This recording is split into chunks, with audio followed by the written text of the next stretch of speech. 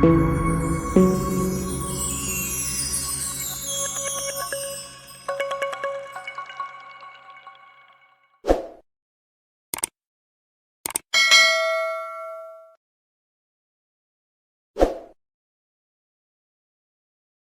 back viewers. In today's video, we are going to check out the Garuda Network Assistant. So let us start.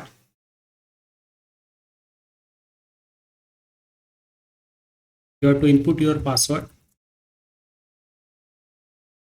So it consists of a app having two tabs, status and the Linux drivers. On the status tab, you can check out the networking part. So you can either toggle the airplane mode, you can create a new Wi-Fi hotspot, you can have a geo clue, then you can check out the Wi-Fi status here. You can check out the Bluetooth status, you can toggle it on and off. Then this is the IP address field. So here you can see, check out the IP address.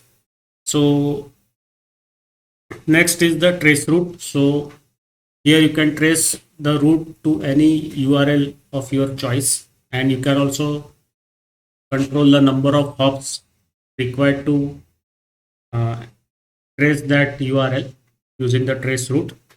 You can also ping any URL to troubleshoot your network connection. And this is the about section, help section is there, and the close is there.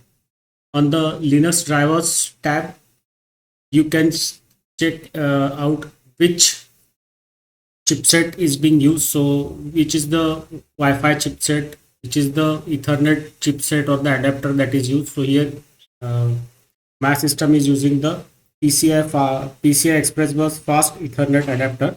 So this fast Ethernet adapter is connected to my PCI Express Bus. You can also rescan this.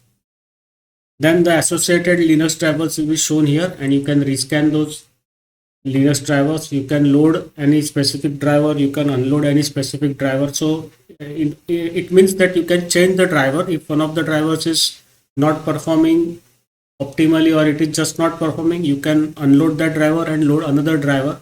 And also if some driver is giving you trouble, you can blacklist that driver. So right now, since this is a virtual machine, it is not showing the full functionality, but when you install it on your bare metal, it will show the complete functionality. So this is a very nice app designed by the Garuda developers for the users. So many of the networking problems can be easily troubleshooted using the Garuda Network Assistant. So on this note, I will stop the video here. See you in the next video with some more functionality of the Garuda Linux OS. Bye bye.